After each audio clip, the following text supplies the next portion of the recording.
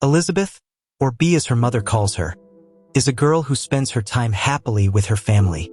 But as time goes by, we realize that her mother starts to suffer from cancer, and so it begins. Welcome to Random Recaps. In this video, I am going to recap the movie. Later, at the age of 12, B moves into her grandmother Margaret's apartment in New York while her father waits for heart surgery in the same hospital where her mother died of cancer years before. Her grandmother takes her to see her father at the hospital. She enters the room where her father is, and he starts playing with the serum. Her father is cheerful and funny, trying to handle the situation with all the optimism. However, B no longer likes being treated like a child, arguing that sometimes life doesn't have to be fun. Her father agrees but still tries to cheer her up and make her smile so she won't worry. After that, back at the apartment, B starts hearing noises. She goes to investigate, and it seems there is something in the closet where her childhood things are stored. There she finds a video camera belonging to her mother. So, she goes out to buy a charger, but a creature follows her. B realizes that the creature is watching her. The creature is surprised to see that B can see it, so it runs away up the stairs. B hears the creature murmuring, talking to a guy, but when B looks through the door, the guy asks her to please leave. Please go away. B returns to her apartment. The next day, B goes to the hospital to see her father and meets a boy who broke his legs, coccyx, and arm. Poor kid. Entering the room, B finds a note from her father saying he escaped, but it's just a joke for her. That night, she watches the videos her mother recorded when she was younger. B hears the creature again. The creature is with the guy, so B decides to follow them. The guy, named Calvin or Cal to his friends, enters a house where there is a large, furry, purple creature named Blue. Cal goes in to find Blue, although he says he is fine with the girl of the house. Blue is about to sneeze. Cal tries to stop him, but Blue sneezes, waking the girl. While B is amazed by what she saw, she encounters another creature named Blossom and faints.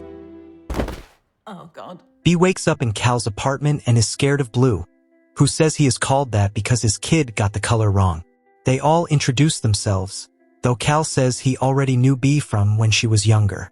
B realizes that the creatures are imaginary friends, although they prefer to call themselves ifs. Cal works with imaginary friends to give them to new children, as when children grow up, they forget their imaginary friends. The next day, B goes back to the hospital to see her father. She notices the boy from before is no longer there and leaves a flower. At the hospital, B meets Blue. B angrily scolds Blue for following her, since if she's seen talking to him, people will surely think she's crazy. The boy with the broken leg sees her talking, although he cannot see Blue. B takes Blue back to Cal and tells Cal she doesn't want anything to do with this. However, it seems she is the chosen one to help the imaginary friends because she can see them. How can I help them? The imaginary friends ask for her help to find new children to be with. B decides to help Cal. After that, Cal takes B to Memory Lane Retirement Home, a community for retired imaginary friends located under a swing in Coney Island. There B sees all kinds of imaginary friends who have been forgotten as their children grew up. Cal introduces B to Louis, an elderly teddy bear who is the founder of the facility. Louis tells B that Cal was a clown who used to make her smile. Well, not anymore. Louis inspires B to redesign the place using the power of her imagination, and the whole place starts to change. Much to Cal's displeasure because all sorts of things happen to him, but the imaginary friends like it.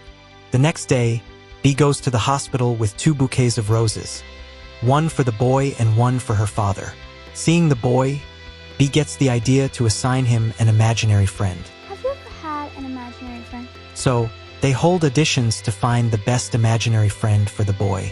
B and Cal bring several imaginary friends to the boy to see who he will choose, but unfortunately, the boy cannot see any of them, and one even gets angry.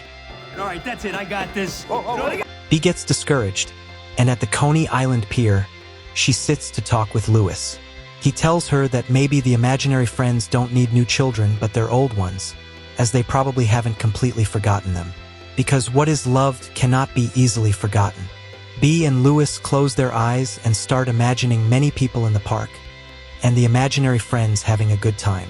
That night, Bee spends time with her grandmother. Her grandmother shows her a photo of herself as a young dancer, and in the photo, Bee notices Blossom. Bee runs to tell Blossom that she is her grandmother's imaginary friend. Blossom confirms it and says she is always with her grandmother. But her grandmother could never see her, so Bee gets the idea to make her remember. She goes to the apartment and puts on music. Her grandmother notices the music, and instead of turning it off, she gets inspired and starts to dance. Blossom begins to glow, grows wings, and starts dancing in sync with Margaret. The next day, Bee and Cal find Blue's child, Jeremy, an adult trying to start a business. In a cafe bathroom, Blue confronts Jeremy, but he sneezes, causing Jeremy to fall. This discourages Blue, but Bee doesn't give up, so she buys a croissant and eats it in front of Jeremy. Doing so, Jeremy begins to remember his childhood home above his parents' bakery. Jeremy remembers Blue enough to give him the confidence he needs for a business presentation when Blue touches Jeremy. You're okay. Blue gives Bee a grateful hug. The imaginary friends congratulate Blue. Returning to the apartment, Bee finds her grandmother hurriedly preparing to return to the hospital because there has been a complication with her father's treatment. Bee runs upstairs to Cal, who comforts her. When Bee says she doesn't want to say goodbye to her father, Cal advises her to tell him a story. At the hospital, the imaginary friends go with her. Entering the room, the nurse tells her that her father needs to rest. She tells him a story about how she realized she was trying hard to act like an adult when she was just a child who still needed her father, and she tearfully asks her father not to leave. I'm just a kid. Her father wakes up and speaks. They hug, and Bee tells her grandmother that her father woke up. Then Bee realizes that the imaginary friends are no longer there. Bee goes to Cal's apartment to thank him, but no one opens the door. The neighbor tells her that no one lives behind that door. What?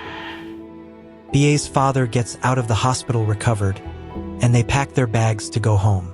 Bee looks at the notebook where she drew the imaginary friends. While loading the luggage into the car, Bee drops a box and finds a drawing she made as a child, showing her parents and herself, but also Cal, and she realizes that Cal was her imaginary friend, whom she forgot because of her mother's death. Whoa, whoa, whoa, whoa, whoa, whoa, whoa! As she remembers him again, she quickly goes back upstairs and apologizes for forgetting him. She closes her eyes and uses the power of her imagination to see them all again. After Bee and her father leave, her grandmother asks Blossom to come over. Blossom realizes that Margaret can see her. Meanwhile, Cal continues to reunite imaginary friends with their original children, now all adults. They are surprised and thrilled to see them. The boy with the broken leg meets his imaginary friend, a dragon with glasses.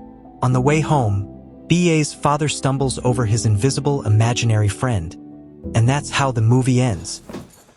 Hey, Keith.